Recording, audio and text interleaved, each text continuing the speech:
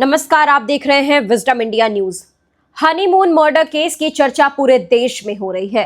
लोगों ने सोनम को बेवफा कहा है, मगर राजा रघुवंशी हत्या मामले की इस पूरी कहानी को समझने के लिए हम आपको कुछ दिन पीछे ले चलते हैं। शादी के बाद एक नया जोड़ा हनीमून के लिए मध्य प्रदेश के इंदौर शहर से मेघालय शिलोंग जाता है और अचानक फिर लापता हो जाता है। घर वालों को पहले लगता है कि बच्चे घूमने के लिए गए हैं, वहां नेटवर्क नहीं होगा, फोन तो आ ही जाएगा। अच्छा, शादी के बाद घूमने फिरने जाना सामान्य बात है और अधिकतर घर वाले इस बीच ज्यादा फोन करने से भी बचते हैं। उनका मानना होता है कि क्या डिस्टर्ब करना, मगर जब उनका फोन नहीं आता है तो घर वालों को कुछ ठीक नहीं लगता और फिर वे पुलिस से संपर्क करते हैं। इसके बाद पुलिस जोड़े की तलाश में जुट जाती है। पता चलता है कि राजा और सोनम 23 मई को नोग्रिया यार्ड गांव के एक होम स्टे से चेकआउट करने के बाद से ही लापता हैं। 24 मई को उनकी स्कूटी सोहरिम में लावारिस हालत में मिलती है।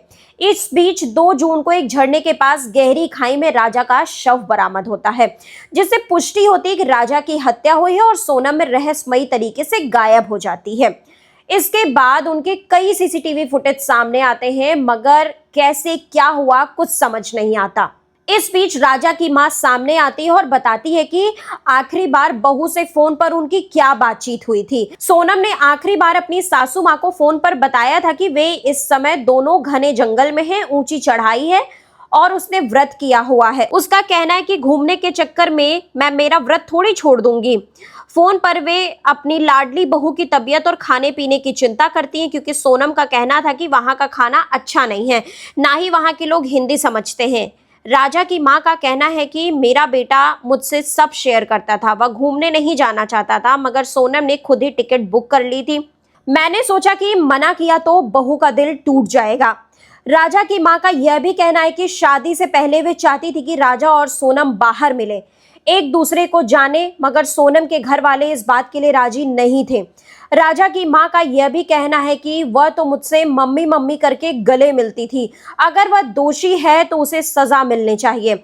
हालांकि अभी भी सोनम का कुछ पता नहीं चलता है। पुलिस और जवान उसकी तलाश करते हैं। इस बीच गाजीपुर जिले के अंकुशपुर से सूचना मिलती है कि एक डरी सहमी महिला सड़क किनारे ढाबे पर मिलती है। पुलिस के आने पर वह बताती है कि वह सोनम रघुवंशी है। वह दावा करती है कि वह अपने पति के साथ मेघालय घूमने गई थी, जहां कुछ अनजान लोगों ने उसके पति की हत्या कर दी और उसे किडनैप कर लिया। इसके बाद पुलिस ने सोनम को हिरासत में ले लिया। सोनम पर अपने पति की हत्या का आरोप है। कहानी में बड़ा ट्विस्ट तब आता है जब सोनम के कथित प्रेमी की एंट्री होती है। आरोप है कि सोनम ने अपने प्रेमी राज की खातिर अपने पति की हत्या करवा दी। इन सब का मास्टरमाइंड सोनम का कथित प्रेमी राज कुशवाहा है।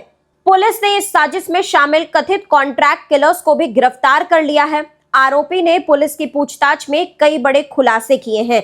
उनका कहना है कि सोनम और उनके प्रेमी राज कुशवाहा ने मिलकर हत्या की साजिश रची।